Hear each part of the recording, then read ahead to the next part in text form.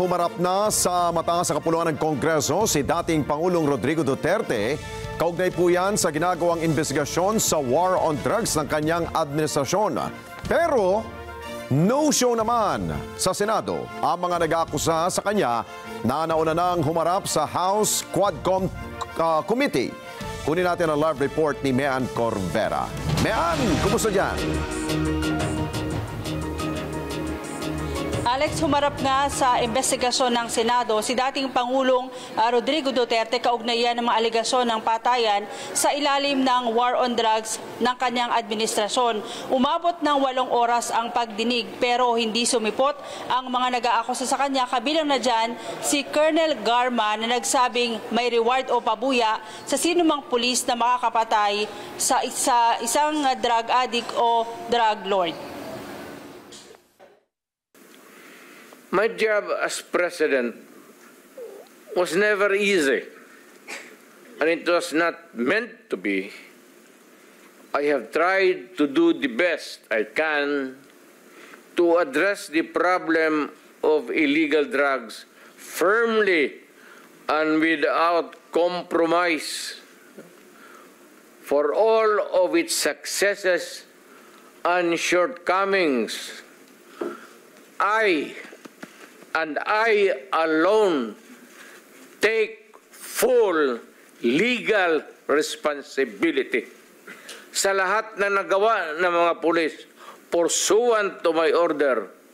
Ako ang managot at ako ang makulong, huwag yung pulis na sumunod sa order ko.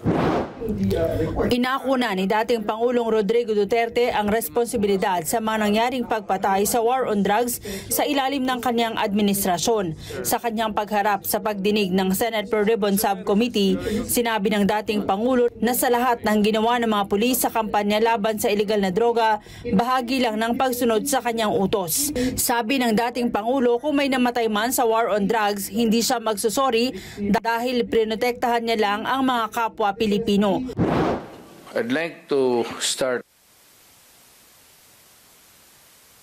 my mandate as President of the Republic was to protect the country and the Filipino people.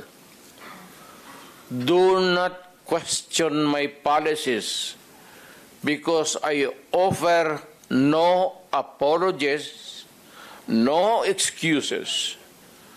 I did what I had to do. And whether you believe it or not, I did it for my country. Malinaw naman anya na bago pa man siya maupo sa pwesto, galit siya sa droga at ang paglaban sa illegal drugs ang kanyang pangako sa taong bayan. Pero naniniwala siyang ang rehabilitation ang susi para makabalik sa lipunan ang mga na-addict sa illegal drugs. I hate drugs. I loathe the purveyors, the merchants, and the pushers of this demonizing element. I have not failed to emphasize this from the very day of the campaign when I ran for the presidency in 2016. This was my covenant with the Filipinos who believed in me. And to this day, must still agree with what in government have achieved. Nilinaw ng dating Pangulo na ang war on drugs ay hindi para pumatay, kundi protektahan ang mga inosenteng individual na walang kalaban-laban na madalas biktima ng mga drug lords at mga drug addict. Ang illegal drugs anya ay nakakasira sa mga kabataan at sa buong bansa at hindi niya ito mapapayagan. Sinabi ng dating Pangulo na hindi niya pinayagan ang anumang pang-aabuso ng mga pulis, pero sabi niya oras na manganib ang kanilang buhay sa mga operasyon, maaari silang umaksyon para sa kanilang self-defense. It is recognized in our laws as self-defense. That is why I have always told the police authorities and operatives to be mindful of this basic law of nature. However, I tell them not to abuse their authority and power At hindi ko talaga pinayagan yung abuso ng pulis o sundalo kailanman sa buong buhay ko and as mayor for so many years and as president. In the guise of protecting themselves. Ipinasabi na naman ng Senado ang mga nag-aakusa sa dating Pangulo sa mga pagdinig ng Quadcom ng Kamara matapos isnabin ang investigasyon ng Senado.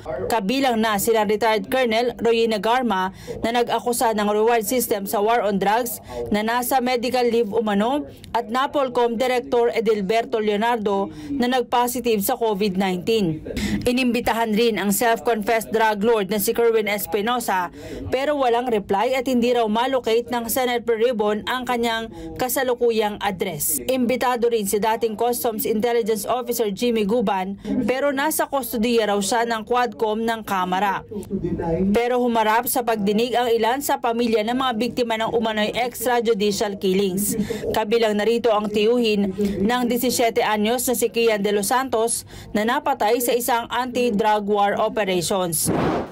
Napatunayan po namin sa korte na si Kian ay hindi nanlaban at pinatay, intensyonang pinatay ng mga pulis.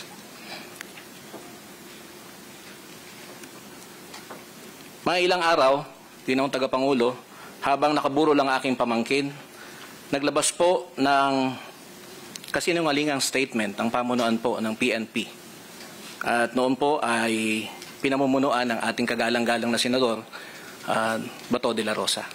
Ang sabi po dun sa statement ay yung tatay daw po at yung uncle ay kilala sa aming lugar na siga, kinatatakutan at nagbebenta ng droga at ginagamit po si Kian de los Santos bilang tagapagbenta nito.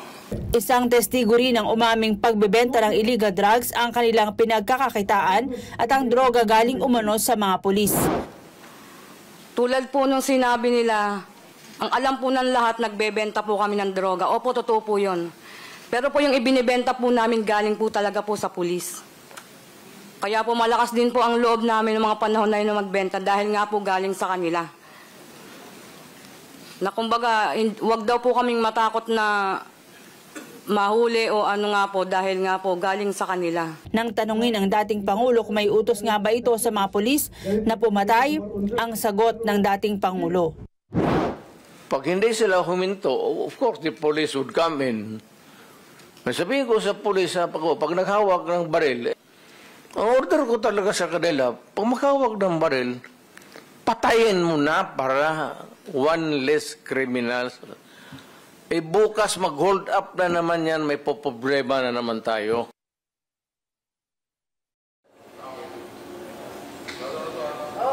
Alex, bago matapos ang pagdinig ngayong araw ay isang pulis ang tumestigo na si Colonel Hector Grijaldo. Una siyang naimbita sa pagdinig ng Kamara. Sabi niya ay bago siya tumestigo sa Kamara, kinausap siya ni na Congressman Dan Fernandez at Benny Abante para turuang magsinungaling at suportahan daw yung kumpirmahin yung testimonya nitong si Colonel Garma hinggil sa reward system at sabihing may alam siya o may impormasyon siya hinggil dito pero hindi daw siya pumayag. Tinanong pa raw siya ni Congressman Abante kung ilang taon na lang yung natalabi niyang termino sa PNP bago siya magretiro.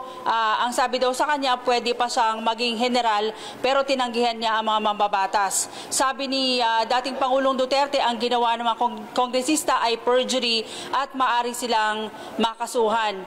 Hinamon niya pa ang mga nag-aakusa sa kanya na kung talagang may kaso o may ebidensya laban sa kanya, magsampa ng kaso sa korte. Sabi ng Pangulo, dating Pangulo, matagal na niyang sinasabi yung mga isyu ng pagpatay at inaamin niya naman ito pero hanggang ngayon bakit daw wala pa siyang kaso na hindi pa siya kinakasuhan ng mga otoridad sa Department of Justice. Ayaw pa sanang umalis kanina ng dating Pangulo Alex dahil marami pa raw tanong na hindi nasasagot at minsan lang siya pupunta dito sa Senado pero yung mga senador na mismo ang humimok sa kanya na tapusin na at excuse na siya sa hearing para na rin sa kanyang kalusugan. Alex.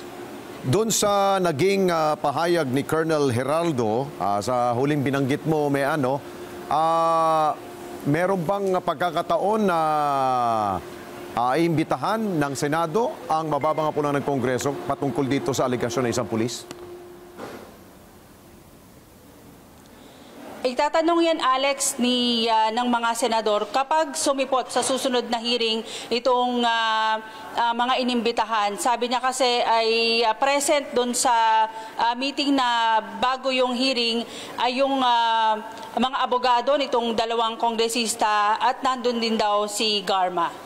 Okay. Sige. Maraming salamat sa iyo, Mian Corvera. Mata natin dyan sa Senado. Maraming salamat sa inyo pong pagsubaybay sa Mata ng Agila Primetime. Para malaman ang matatag, matapang at matapat na mga balita, i-follow lamang at mag-subscribe sa AtNet25 TV.